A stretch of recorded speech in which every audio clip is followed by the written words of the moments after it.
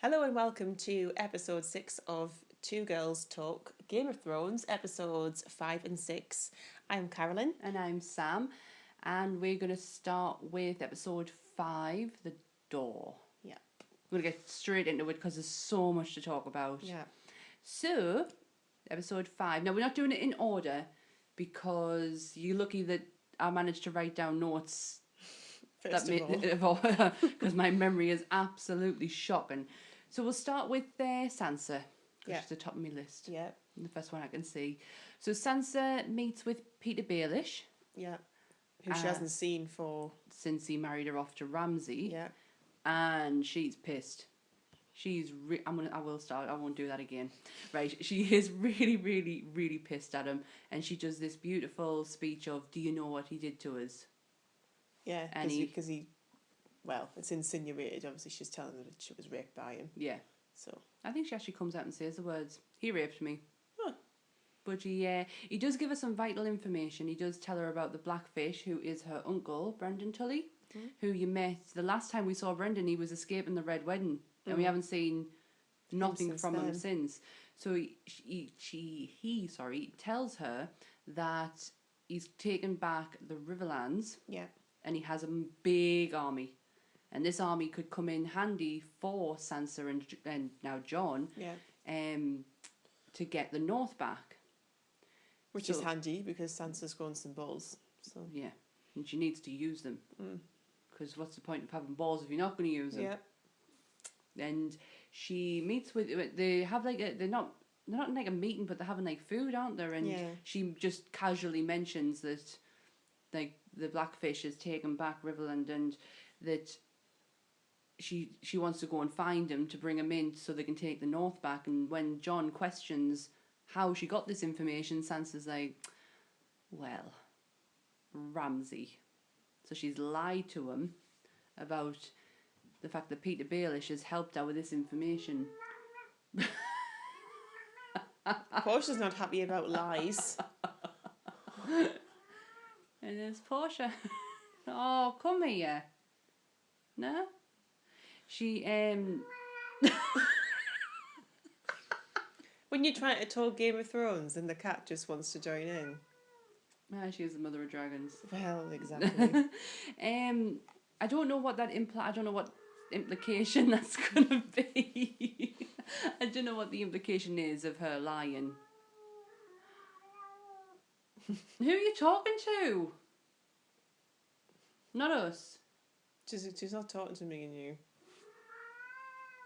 She's talking to our public. I've never heard her being this vocal before. No, because she knows we're recording this podcast. She's a really quiet cat normally. Oh, lady girl. Never mind. So I don't know what the implications are of her lying. Brienne was kind of concerned, you've lied to your brother. It's going to come out. But what's the point of it? Yeah. What's the implications? Is it Sansa's, she's that determined to get to the North, and basically revenge is on her mind. Does it mean that, if she's willing to lie about this, what else is she willing to do to get what she wants? I don't know. We'll see that played out. But her and Jon did leave together to go and find him. And that was it, really. There was... This episode was not... there was not very many people in it because the last part was the most important part of it. So the second bit, Arya, she got a second chance. She went to a play in Bravos. I got it right. High five. She is the play of her life, basically, what's gone on before she left and since, which she probably doesn't know very much about. She wouldn't know that Joffrey was dead. She wouldn't know that he was poisoned. And just watching her see her dad's reenactment and how they portrayed her dad, like, to be this thick, complete idiot. Yeah.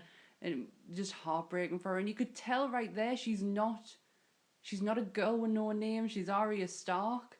Yeah. And I think I think I might have proven myself right on the next episode that I don't think she had any intention of staying a faceless man. I think she went there to get what she needed with training and abilities and then move on, because she had her own agenda. She had her list.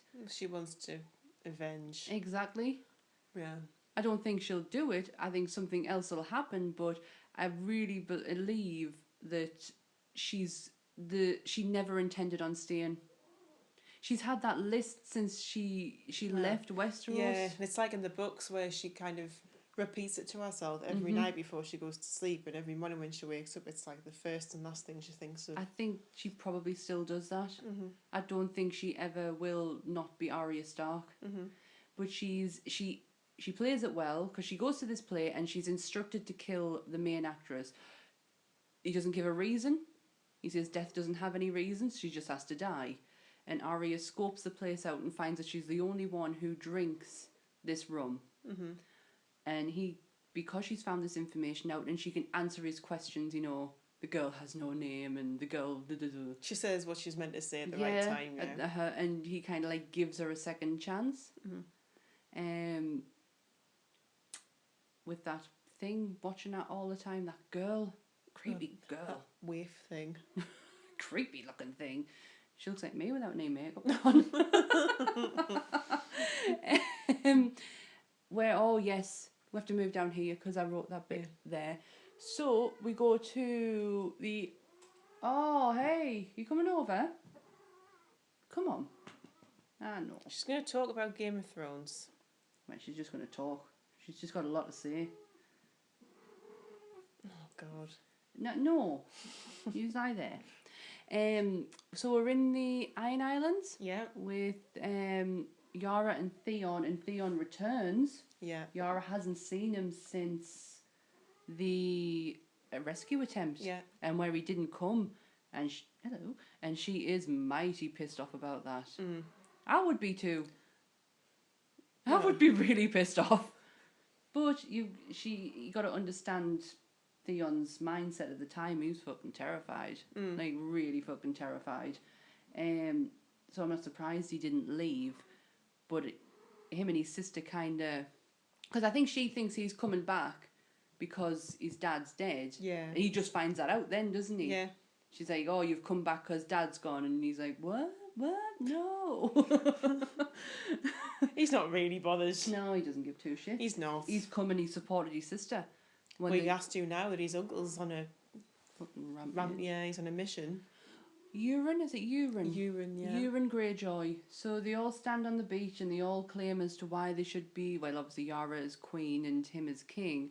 And he just flat out admits, yeah, I killed him. Yeah. I killed Balon Greyjoy because he weren't taking us anywhere. We were just going to sit here and there's so much more that can be done. So he says, this is my plan. What was his plan? He's going to go meet with Daenerys and join forces. That's what he wants to do. She probably hasn't got a clue who he is, does she? But no, but he's like saying this is going to be great for her and this is what I've got to offer, and she's obviously going to want to do it. Yeah. So, yeah, because he's going to think that she's got no other options, really. Yeah, she's got no support. He doesn't know what's going on with her. But the more support she's got... The less she needs him, really. The best her claim will be, because she's now got a Khalasar. She's got Marine. She's got that side of things, but she doesn't have any allies in Westeros. Yeah. So having them might be something that would be of interest to her, but you never know. I know. You never know with their Game of Thrones and where it's going to take you. Don't. Because then he wants to kill Yara and that's it. Theon, yes. doesn't he? At the end of it, he says, "Where's my niece and nephew?" And they've buggered off on all their ships. All the ships took them all. Just to take one, took them all. Why not? And they've gone. And he's going to set out to murder them. So that left off. Daenerys found out about Jorah's grayscale, and they finally admitted, yes, he was in love with her. Yes, after all this time. Always has been. Like we didn't know. Yeah. Like she didn't know. It's like the worst kept secret. I know. It's like when he said it, history. You could see Daenerys going, yeah. Yeah, I kind of knew. Kind of guessed that. But yeah, he said he did tell about the grayscale, and she didn't care. She was like, I need you here through everything, regardless of what you did what did he do to pay her off? And she banished him. Oh, because originally he was sent there to kill her, wasn't he? Yes. And then he ended up falling in love with her, generally Yes. falling in love with her, and generally follow her, and everything he did for her after that had nothing to do with the fact that No. he wanted his pardon. He already had his pardon. Yeah. And he, she says that she realizes what he has done for her, and he did do a lot. He has. He's been, despite his original purpose, he's been very loyal to her. Yeah, absolutely. So. And he, I know, and he, when she says no, like he's basically saying, I've got grayscale, I'm gonna have to leave. I can't be around you. She begs him not to, and he gives the impression that he's gonna stay. And she says, "You go and find the cure." That was it. Doesn't was it. Because I command you to go and find the cure. Yeah. She said it with tears in her eyes, didn't she? Because she knew he can't find the cure. Yeah. You've got to live. Basically, I need you. You go and find this cure.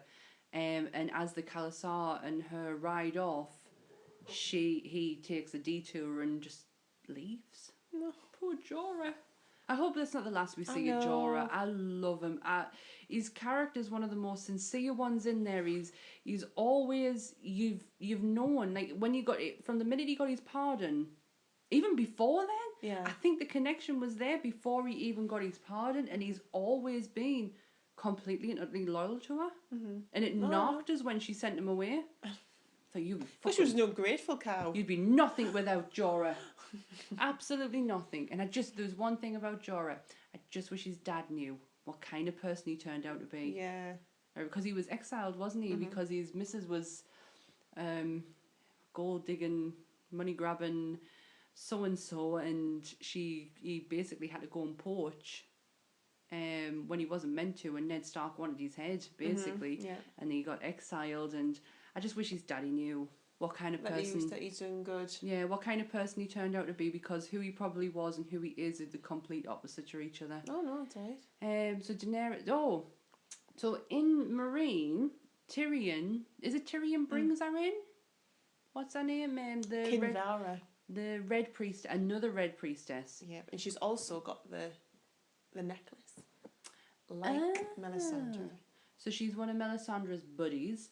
Now, did she say, if my memory, which is we all know is absolutely shocking, but didn't she say that Melisandre got it wrong? She definitely got it wrong with Stannis, but she's not got this wrong. She says she thinks the chosen one is Daenerys. Right, I've got you. So as much as right, okay. So Melisandre is saying it's Jon. Oh well, that's quite interesting. Never really thought of that, because if she's saying it's Jon and the other one's saying it's Daenerys, maybe because they're both of the same blood. Maybe they're both. Maybe it's both of them. Oh, I love it when a penny drops. Well, there you go. My brain feels a lot lighter after stuff like that. Well, there you go. So yeah, we got to meet another red priestess, and I'm sure we've seen another one in Meereen. Was she talking to, or she might have been the same person actually, talking to the street when Tyrion first landed there. Oh yeah. And she was talking to the street folk, and I think that was a red priestess. It was when he first landed. It might not have been the same person, but the guy from the Brotherhood Without Banners, he's not. I don't think he's a red priestess, but I think he's a priest. And I remember in season 2 when Melisandre met him, and they both follow the Lord of Light, don't they? And they're both into resurrection, and because he kept bringing that guy back. Yeah. And in the books, he is the dude who is played by Paul Kaye, who I absolutely... Did I get his name right? If I've got his name wrong, I'll cry buckets. It's not Peter Kay.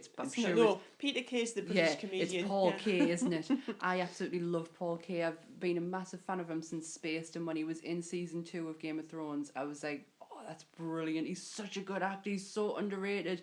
But in the books, his character brings Catelyn Stark back. Back to That life. wasn't a dramatic pause. That was me trying to remember her name. He brings Catelyn Stark back with his own life because her injuries are more severe. Well, nearly had her head cut off. So Yeah, and her injuries were more severe than the night he kept bringing back. So he completely give up his life for her to go and do what she did. But the next part, it's all about Bran. yeah. Oh, this is getting so interesting. Even though I think before I thought he was boring as hell. Oh, I couldn't give two shits. It was like, oh, just finish. I want to know what's happened with Daenerys. I want to know what's happened with Jon. Now it's like, I want Bran. what's going to happen with Bran I want now? to see, I'm glad they didn't have him in the last series because that series was so bad. But if they had him in the last series, maybe it would have been good. But just I think, so much has been revealed about him and what his potential yeah. purpose is. But in this episode, he's walking out again with the man in the tree, or the three-eyed raven, and he discovers that the children of the forest made the first White Walker To protect the forest from men. From men. When he comes out of it and he speaks to Leaf, one of the children of the forest, and he says, "You created them," and she was like, "We had no choice. You give us no choice. We had nothing to defend ourselves with, so we created White Walkers, and believe you and me, we've been paying for it ever since. Yeah. Because it obviously didn't go the way it was meant to. And the theory is, the Night's King potentially is the first one. Yeah, I like that. I like the thought of that because we got to start. Like, why would we see his face if it didn't mean anything? Like, if it didn't mean that he wasn't going to come into play. That's how I look at things. If he wasn't going to come into play later, why would it have been so significant to see his face?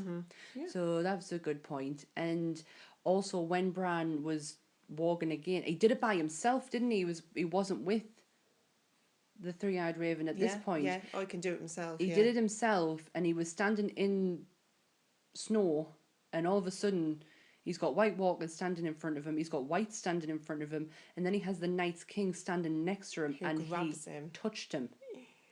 And I don't think Bran realised the significance of the touch until he wakes up and said he touched, and he didn't even say it. The three-eyed raven said, "Oh my God, he's touched you." That's it. Yeah. He's coming. You're marked. You've been marked. He knows where you are, and he is coming. Yeah. And he, the three-eyed raven pretty much said, "This is it. I'm dead. Yeah. You have to go," and that started the whole chain of events, which has come to sort of. I think it's probably going to be the biggest scene. From the whole it's not. Series. It's the most heartbreaking scene. But it wasn't the most shocking scene, because the most shocking will always be the Red Wedding. Yeah. Always. You did not. If you were not a book reader, you did not see that coming. Yeah. And I did not. And I knew it was coming because I only got into Game of Thrones. I got into Game of Thrones after Anth, and he'd already watched it. And I remember him coming into the bedroom after the Red Wedding, sitting down on the bed and going, "I need a minute." I just need a minute. Because you just thought about it for so long, you're like, that was awful. Yeah, he was like that. You could hear him when it was going on because we live in a 1-bedroom flat, and our bedroom and our living room are right next to each other, and you could hear him throughout the whole episode going, "Oh no, oh," and then he came in and went, "I need a minute. I need to recover. I need to walk away from the television at the minute." So it wasn't shocking, but it was absolutely heartbreaking. So when the Night's King, he does arrive at the tree, Mira very quick to react. Well, he's still in his walk, isn't he? He won't come out, and she's very quick to react. Because Hodor's also, isn't he also in it? Because she shouts at him, "We need you to come out because we need Hodor." Yes, because he's also he's incapacitated because of him being, all walked out, and they need to go and they can't because they need him to pick Bran up. And she does it. And he snaps out. She takes Bran. She fights off as many as she can. I mean, that girl is really tough. And she fights off as many as she can. Summer gets involved. I just wish Summer ran. Because they all packed together, didn't they? And Summer just stood there, took a step back and just pounced into it and know. just got taken down like an absolute warrior. But it's another direwolf gone. Stop killing them. Don't kill the direwolves. We've only got 2 left now. Nymeria and if anything happens to Ghost, that's it. I'll stop watching. I stopped watching. I will stop watching. I cried about a dog on a film last night. I will certainly stop watching this. But the scenery was brilliant. Oh yeah. I've heard a lot of people moaning about the CGI of the when the whites are coming into the tunnel and they make their way around it, and they like kind of sort of converge on them. Yeah, they like cover. I thought that would like visually. It's very like it so reminds me of Lord of the Rings again. It's that whole like drama thing going like on TV. Yeah, but so much better and very much. I was a huge Lord of the Rings fan, like massive. Yeah. Huge. I'd read the books back to front 10 times over. The films I knew everything about them. I'd watched everything. I used to have quite a lot of memorabilia from it as well. That's all gone. But I didn't revisit Lord of the Rings until after I started watching Game of Thrones, and I went, oh no, I'm kind of done with that. This is more adulty now. Yeah. Kind of grown up. I still have a special place for Lord of the Rings, but Game of Thrones is kind of overtaken it. It's in fashion. It's in fashion. So they're going through the tunnel. Mira's like freaking being chased. Freaking the she was. Fuck out. We were freaking out. Yeah. Because it's like don't like you just know what's gonna happen, don't you? You know. You like, holy shit! Is this? This is it. This is it. Like, there seemed like there was no other possible way out, and then all of a sudden this like door appears. The door appears, and Hodor is behind them. And Hodor stands up against the door as Mira's shouting, "Hold the door," repeatedly. And as that's happening, Bran's vision is showing that he's standing in, and I'm going to guess it's Winterfell. It is Winterfell, I think. He's in Winterfell, and a young, tubby-looking lad. Who's not Hodor. Who's completely normal. Is it Wireless? Is his name? Wireless? No, it was something like... No, it wasn't. It was... Find out, but no, it was. I don't know what it was. But we see a young tubby little boy standing on the in Winterfell, and all of a sudden just start shouting, "Hold the door, hold the door, hold the door," over and over again, until it becomes Hodor. Because he's having a fit, isn't he? Yeah, it looks like he's seizing out on the floor, and until he says it so many times to the point where it just becomes Hodor, and then you realise, oh my god, that's what that is. Hodor. But that's why he's called Hodor now. This is where my brain started to go into overdrive, because how the hell is the future affected the past to where Hodor knew that in 30 odd years' time he would have to 30, I'm being a bit exaggerating there, but about 20 years' time, 15, he would have he's had a premonition from being a child. So what the hell does that mean? Like, how does he know that? How did he know that he would have to do this sacrifice and hold the door to the point where it made him seized out, and all he could ever say was Hodor. This is all just going to link back, isn't it? Because he's in Winterfell. Yeah. Who would be in Winterfell? Well, the Starks would be all there. Yeah. Lyanna Stark. Yeah, he was a young boy, so it the whole birth. Yeah. Of Jon Snow. It's just all at that point. It's coming around, and that's what's going to happen. That's what's going to happen. They're giving you so much, but not enough to make you to give you the answers. But that scene where he's standing at the door, and obviously it's revealed that hold the door is Hodor, and you see him getting ripped. We only see him getting scratched and ripped, mind. We don't see him die. Yeah. And Mira and Bran run off. Somehow she pulls him away. It's got to be sheer adrenaline. Yeah. Terrified adrenaline, because you don't know what your body is capable of in that kind of scenario. Yeah. You've heard of mothers lifting cars up to get to their kids. It's just sheer adrenaline. So that's all she'll be running off.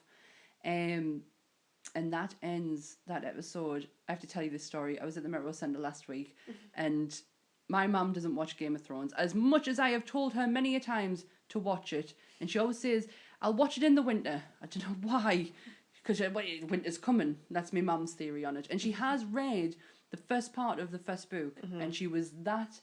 My mum doesn't do horror, but she doesn't do horror, but World War Z is one of her favourite books.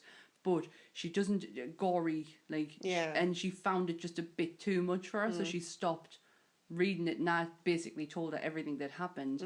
And we were in the Metro Centre on Saturday. We just had breakfast, and we were going shopping, and I opened the door, and she stood behind it. She waited at the car, and then ran along and went, hold the door!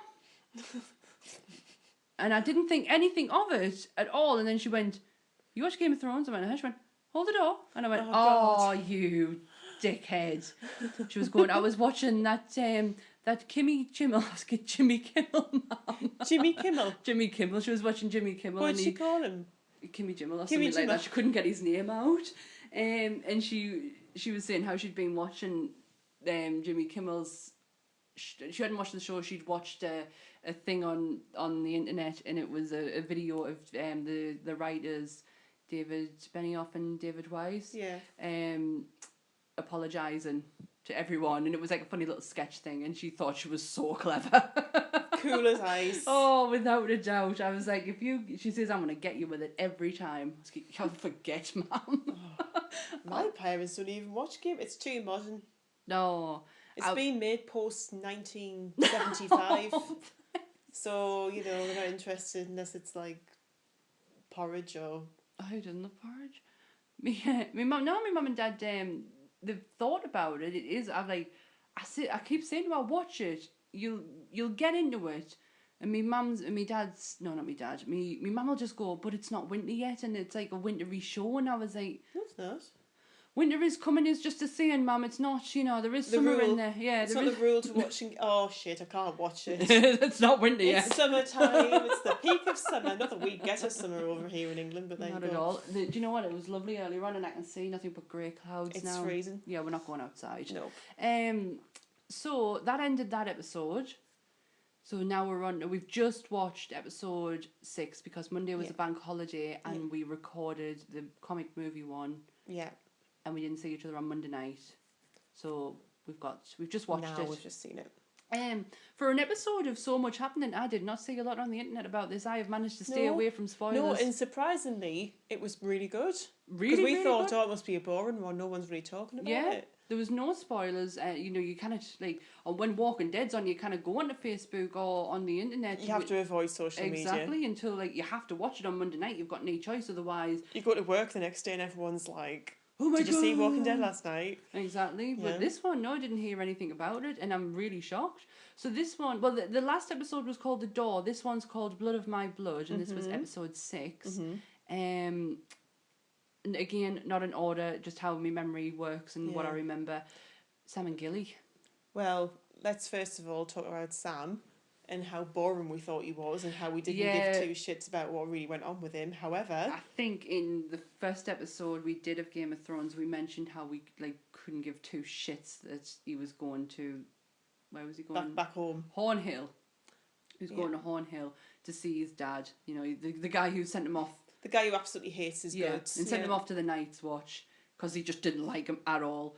They finally arrive in Hornhill. The beautiful scenery of Hornhill. And apparently, Sam is balling because he's mega rich. Yeah, Gilly's face Gilly's like, shit what, the bed. What have I gotten myself into here? She thought she was going to go back and he lived in the hood or something. Did you... She gets there and he lives in the Beverly Hills of,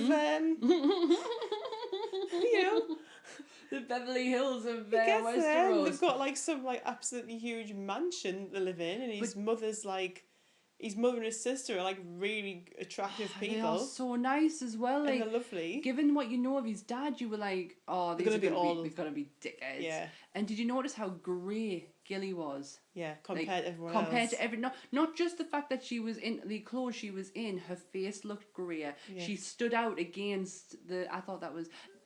weird stuff my eyes pick up, but I No, just no, thought she was did, yeah, she was yeah. incredibly greyer than everyone else around it, just to emphasize the color. Basically, it was Mm-hmm. you know, this is stuff she's never seen before. She lived with Craster and his keep, and it was dreary and Dark. fucking snow everywhere, and my god.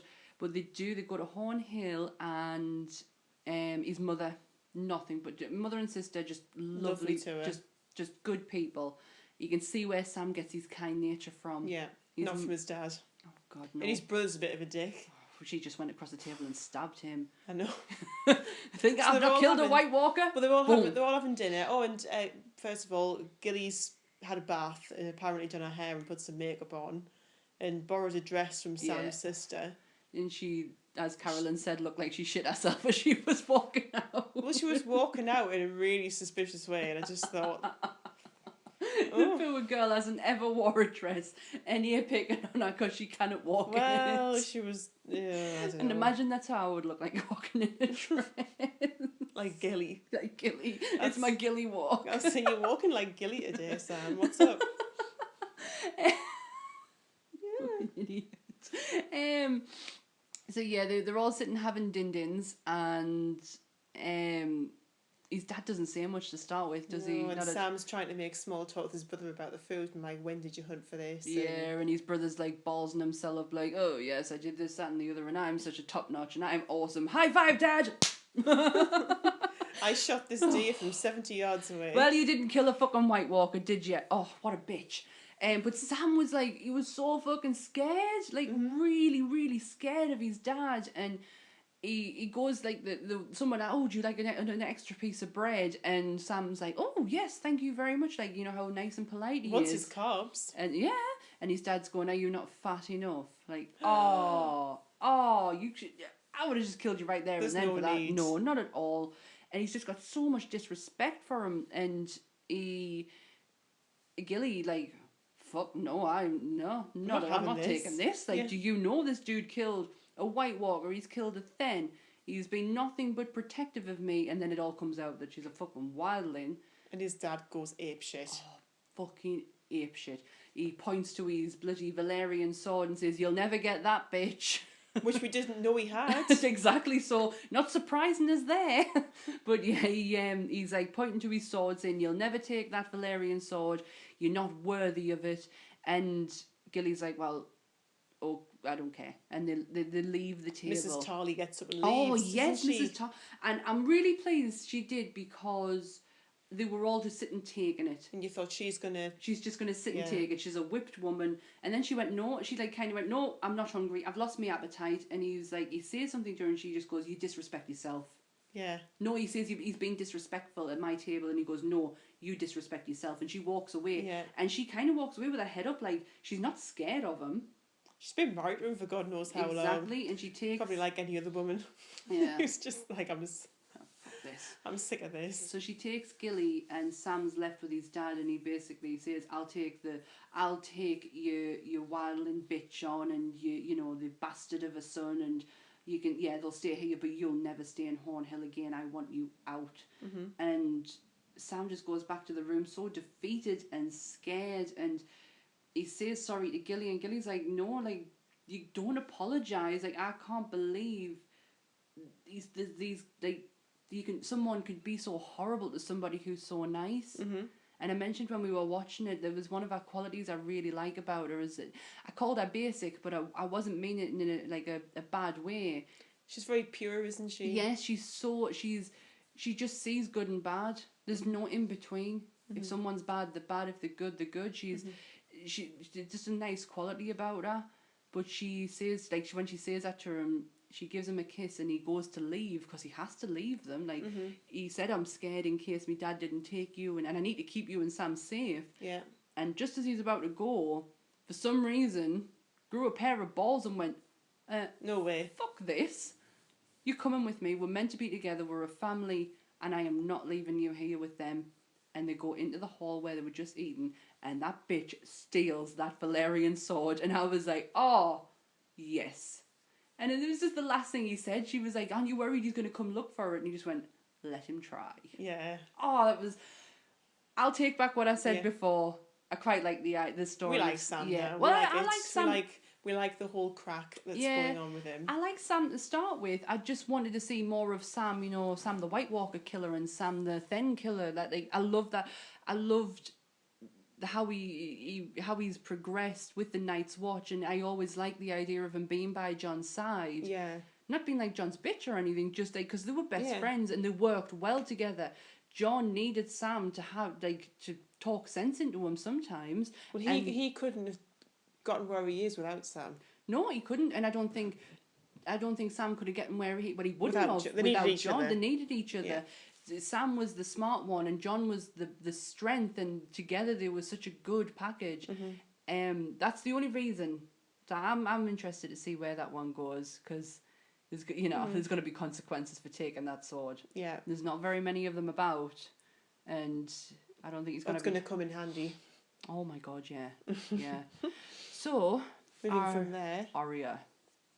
back at the play, Back at the play, Arya's she has to kill the actress. and she said in the last episode she'll do it, so that's where she got her second chance.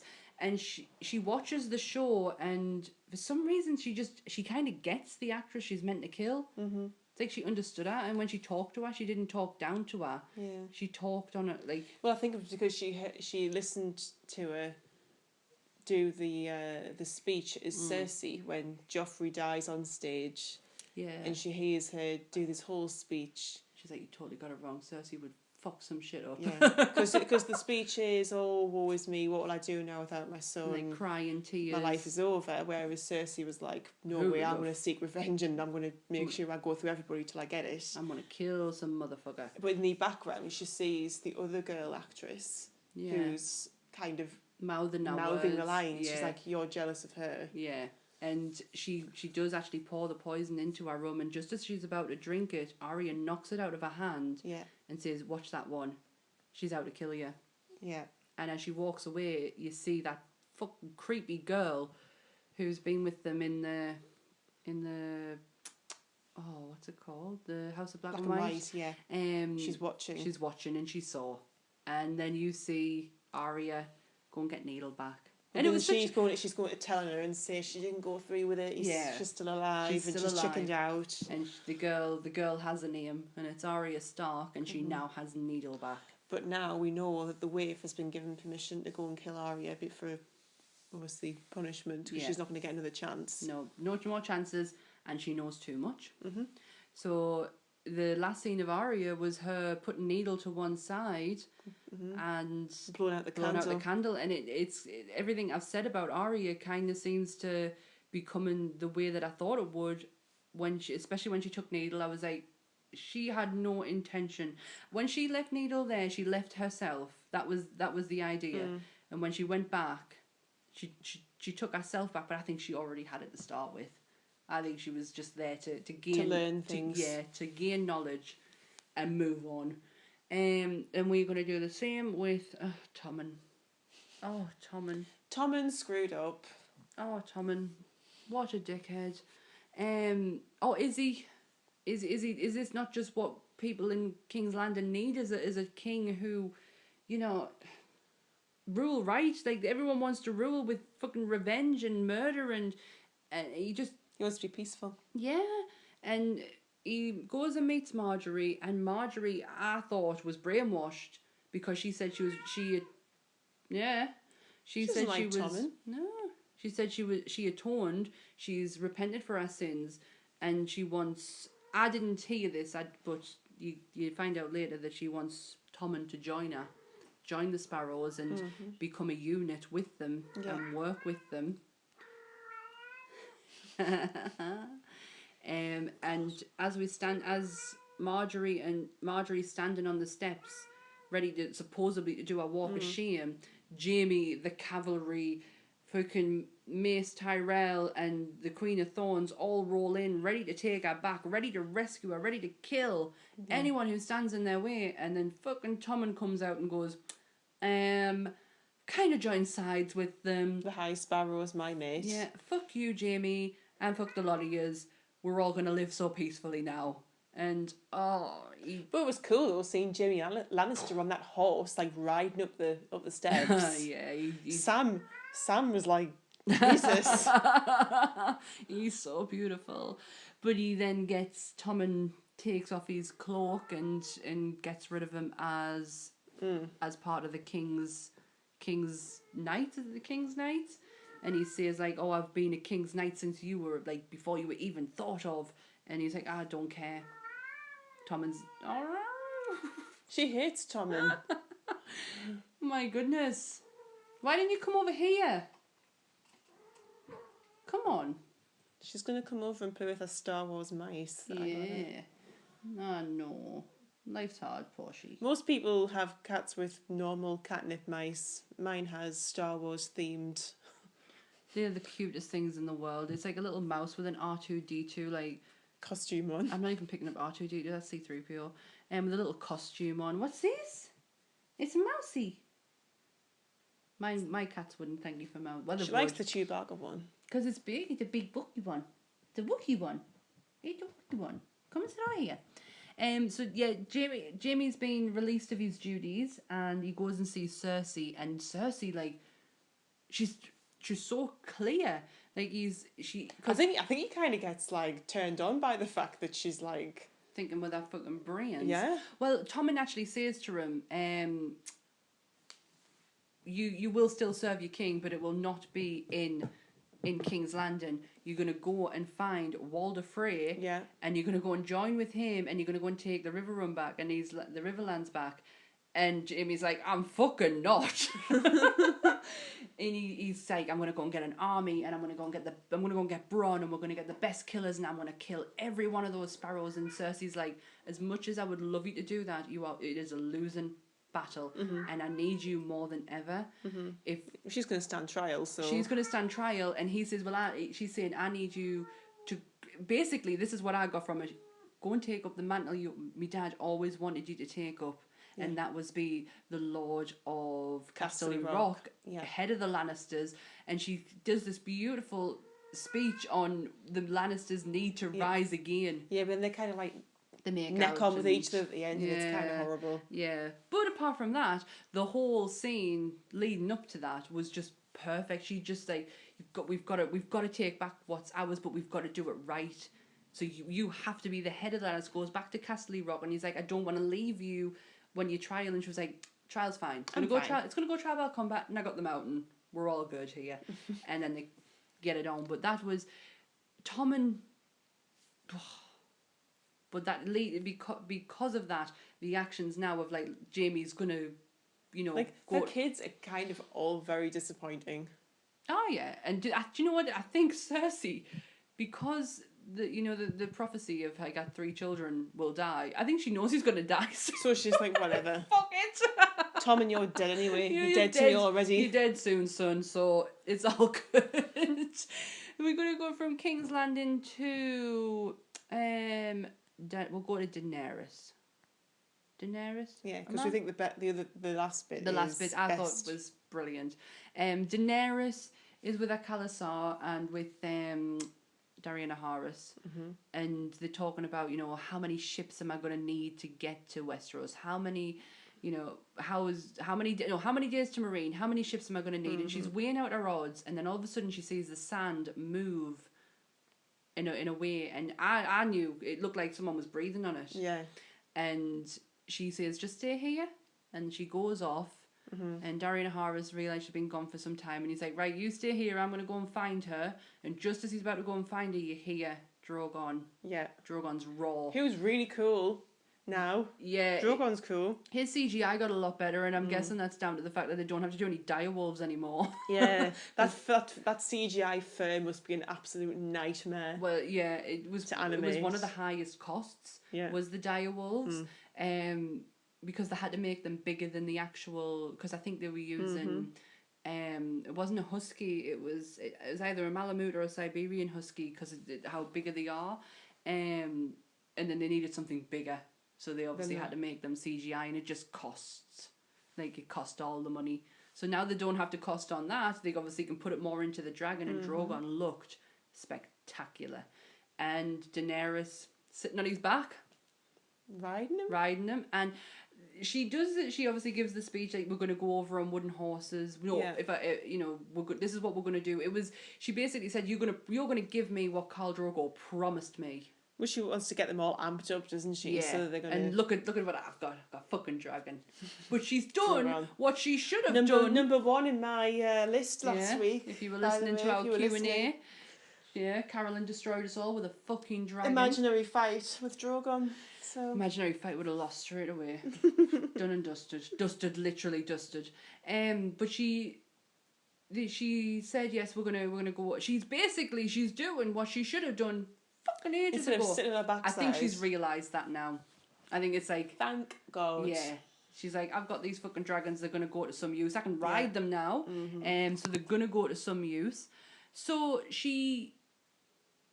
I think, and I said this to you when we were watching it, I think she's going to have, because I don't know, actually, I might be wrong on this one, because when Aegon Targaryen took the Iron Throne, he did it with he rode into Westeros on his 3 dragons with his 2 sister wives.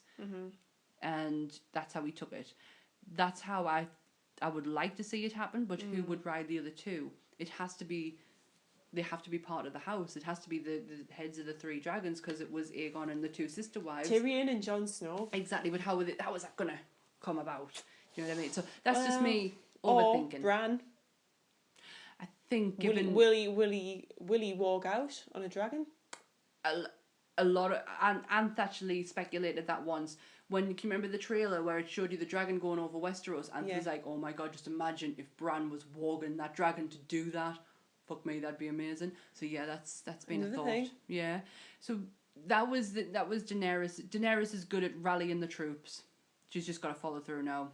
She's just got to come up on her promises. And I think now she's with that Khalasar, she's obviously, she's going to have a little bit more determination in her, because these are Khal Drogo's people. Men, yeah. And she generally fucking loved him. Yeah. And I still, as much as she's banging Darion Naharis, he's nothing. he'll never be Khal Drogo. No. Never.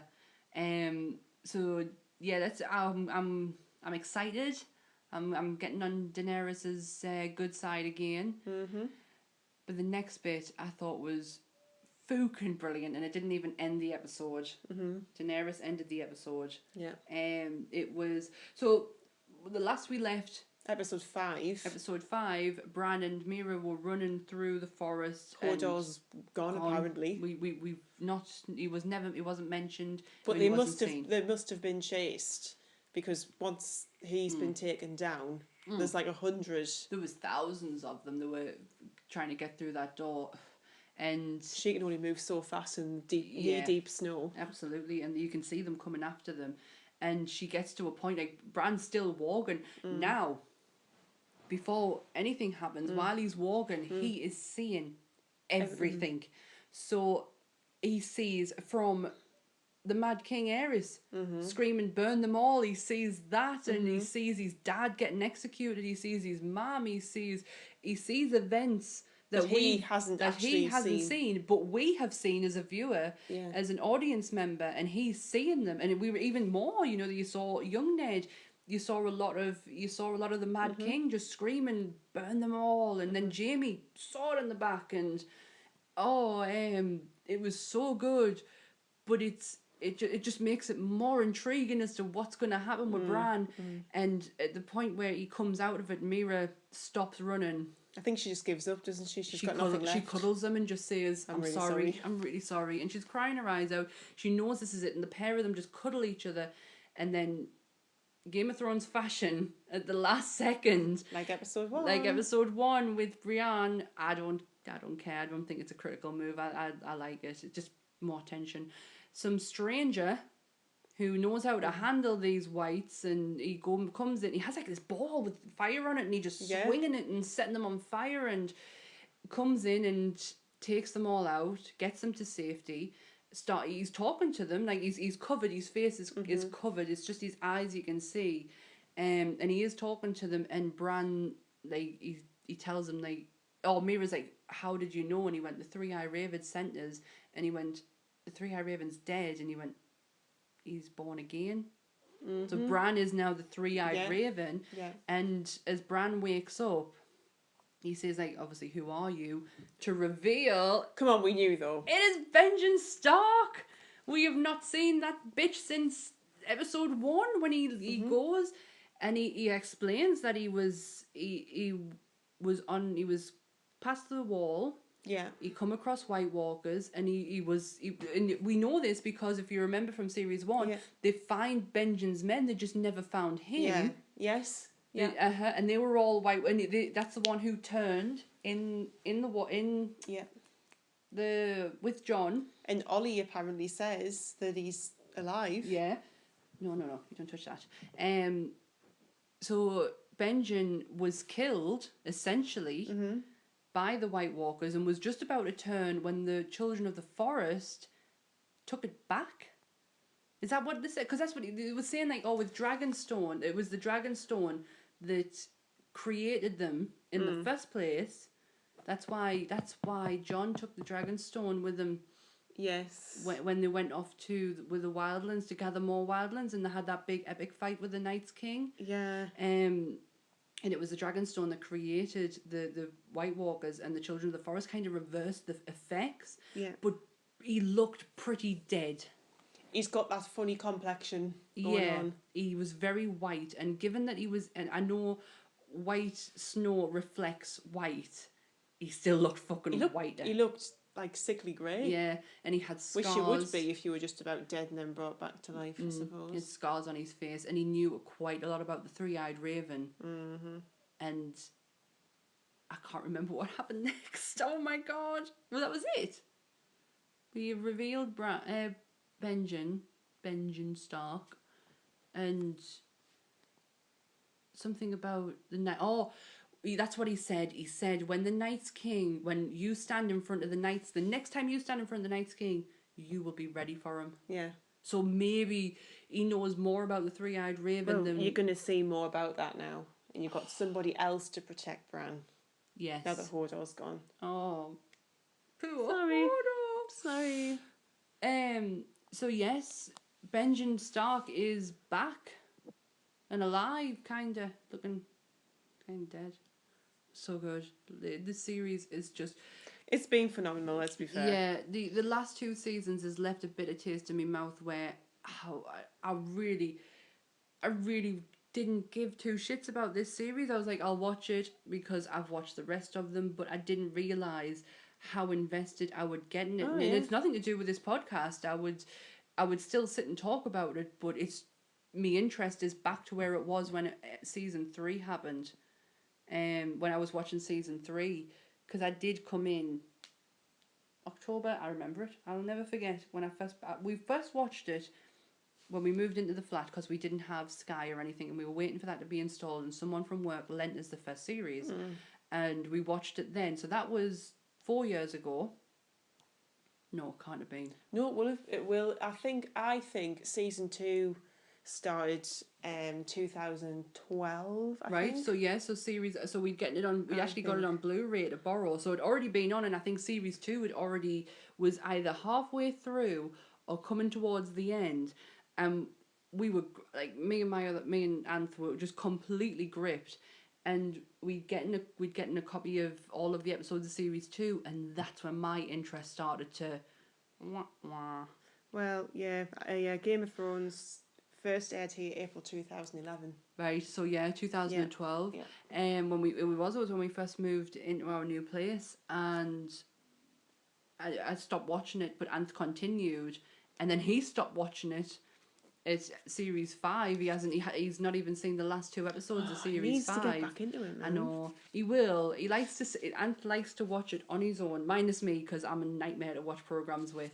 And he likes to... Now that you've seen them, especially, because you'd be telling them everything that happens. Well, he asked us the other day. He said, "What's this whole hold the door thing?" And I went, "I can't tell you because I do want you to watch them." And he went, "No, you're gonna have to tell us." And I sat and told him what had happened. And after that, he went, "Right, that's enough. That's okay." He'll sit and watch them because he'll sit with it. He'll sit and have a glass of wine, and he'll sit and watch Game of Thrones because that's his chill out. Mm-hmm. He will sit and watch them at some point.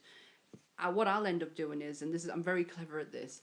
The way to get Anth to watch a program is Don't tell him we're still listen. Put it on the background, and he'll sit and he'll not realise that he'll be on the computer and he'll not realise halfway through the episode he's actually been watching the telly more than he's been watching his computer. I've done it with Kimmy Schmidt. I've done it with Orange is the New Black.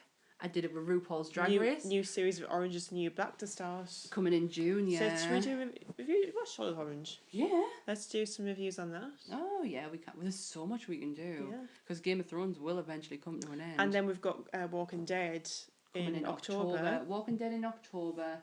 I want to do something on Daredevil. Yeah. So maybe like the Netflix series and just put Jessica Jones in there because I couldn't do a full episode on Jessica Jones. You could on Daredevil though. Oh, without a doubt, Daredevil. God, I don't think you could even do one in one episode though. It's No. like there's so much. Well, maybe we do season 1, season 2. Yeah, I think we'd have to.